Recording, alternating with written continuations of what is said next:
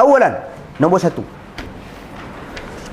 inna minal usulil muqarrarati fid din anna al-muslima ma'niyun bi islahi nafsihi wa sa'yihi fi tahqiqi najatiha wal ibti'adi an asbab halakiha qabla ishtighalihi bi ghairihi minan nas.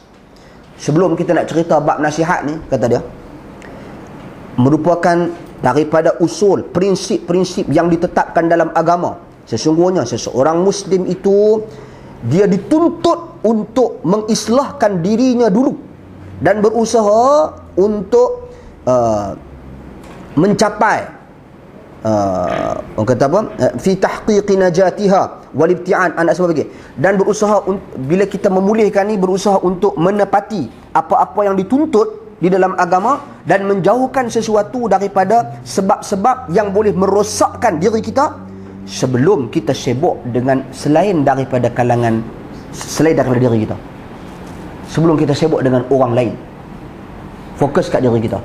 Sebelum kita nak cakap bab nasihat dan tegur orang, prinsip dalam agama, tegur, perbetulkan, murnikan diri kita dulu. Seperti mana firman Allah Subhanahu wa taala di dalam surah Al-Asr, a'udzu billahi minasyaitonir rajim, wal 'asr innal insana lafi khusr illa alladhina amanu wa 'amilus solihat wa tawassaw bil haqq wa tawassaw bis sabr. Demi masa, sesungguhnya manusia berada dalam kerugian kecuali orang-orang yang beriman dan orang-orang yang beramal soleh.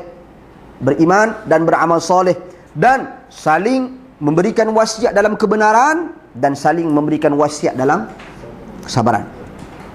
Fa akhbara Allah Ta'ala 'anil najin min al-khusrani bi annahum man tahaqqaqat fihim hadhihi al-khisal.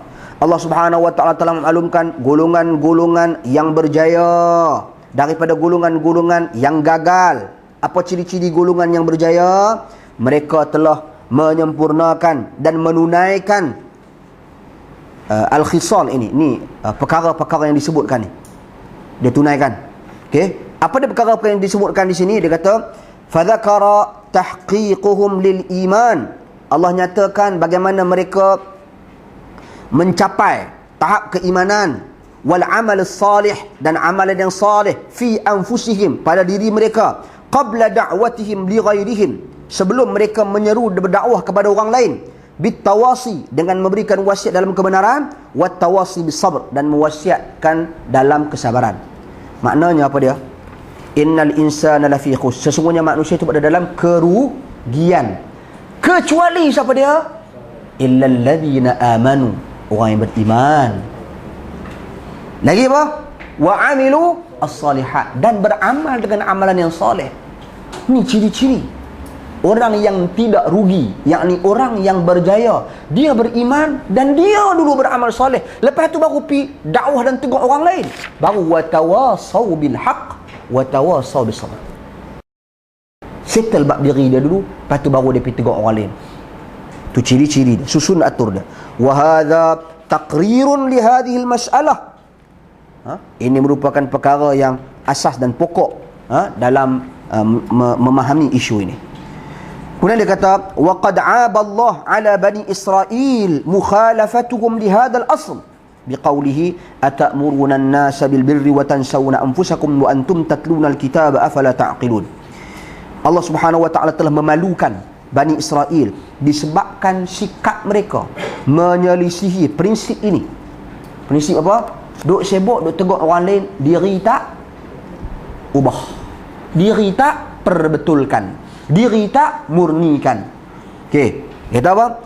Firman Allah dalam surah Al-Baqarah ayat 44, apakah kamu menyeru manusia kepada kebaikan, kepada kebajikan, dan kamu lupa diri kamu, sedangkan kamu membaca kitab kita, sedangkan kamu membaca Alkitab, kamu ada kitab. Okey, afala taqilun, apakah tidak kamu berakal, tak memikirkan? Maknanya sebelum kita cakap nasihat kepada orang, kena tengok dulu diri kita. Kemudian dia kata apa sini? Fa'ala syabab an ya'tanu bi islahi anfusihim qabla islahi ghairihim. Maka menjadi satu kewajipan, keperluan ke atas pemuda itu, dia sibuk mementingkan soal pengislahan dirinya sebelum pengislahan selain daripadanya, orang lain. Fa idza mastaqamu ala dhalik, fa idza mastaqamu ala dhalik wa jama'u bainal imtithal li dinillah fi anfusihim wa da'watihim ghairihim ilaih kanu ala hadi salaf bihaqqin wa nafa'illah bihim wa kanu du'atun lisunnati bi aqwalihim wa af'alihim hadha la'amrullah a'zamul maratib allati man wuffiqa ilaiha kana min khiyari ibadillah manzilatan yaumul qiyamah. Dia kata apa? Dan dia kata apabila dia beristiqamah, selama mana dia beristiqamah atas urusan ini, maknanya dia sibuk islahkan diri dia sebelum dia nak perbetulkan orang lain. Dan apa lagi dia buat dalam istiqamah itu, dia menghimpunkan semua perkara-perkara untuk dia menepati al-imtithal, yakni melaksanakan lidinilah apa yang Allah tetapkan ke atasnya pada dirinya dan juga pada dakwahnya, untuk dia menyeru manusia kepada Allah Subhanahu wa taala. Dia tunaikan semua benda ni dulu. Okey? Maka dia sebenarnya berada di atas prinsip-prinsip dan petunjuk salaf yang benar, yang Allah Subhanahu wa taala memberikan kebaikan kepada generasi tersebut. Sebab salaf dia fokus dekat diri dia dulu sebelum dia pergi dekat orang lain. Okey. Dan mereka itulah merupakan pendakwah-pendakwah kepada sunnah dengan perkataan mereka dan perbuatan mereka. Demi Allah, dia kata ini merupakan sebesar-besar kedudukan maratib.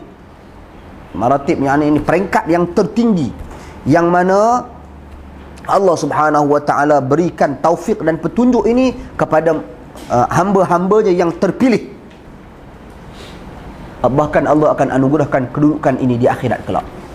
Kedudukan yang tinggi di akhirat kelak. Seperti mana firman Allah Subhanahu wa taala dalam surah Fussilat, "Wa man ahsanu qawlan mimman da'a ila Allah wa 'amila shalihan wa qala innani minal muslimin." Dan siapakah lagi yang lebih baik perkataan mereka daripada golongan-golongan yang menyeru kepada Allah dan dia telah beramal dengan amalan yang salih. Dia guna di situ perkataan apa? Bukan ya'mal, tapi dia guna perkataan wa 'amil. Amil ni maknanya apa? Fi'il madhi. Fi'il madhi ni maknanya past tense. Jadi dia menyeru manusia, da'a ila Allah, dia telah menyeru manusia dan dia telah beramal dengan amalan yang saleh. Dia sendiri dah beramal dengan amalan yang saleh. Lepas tu dia menyeru manusia kepadanya. Dan dia berkata, innani minal muslimin, sesungguhnya aku daripada kalangan orang-orang Islam.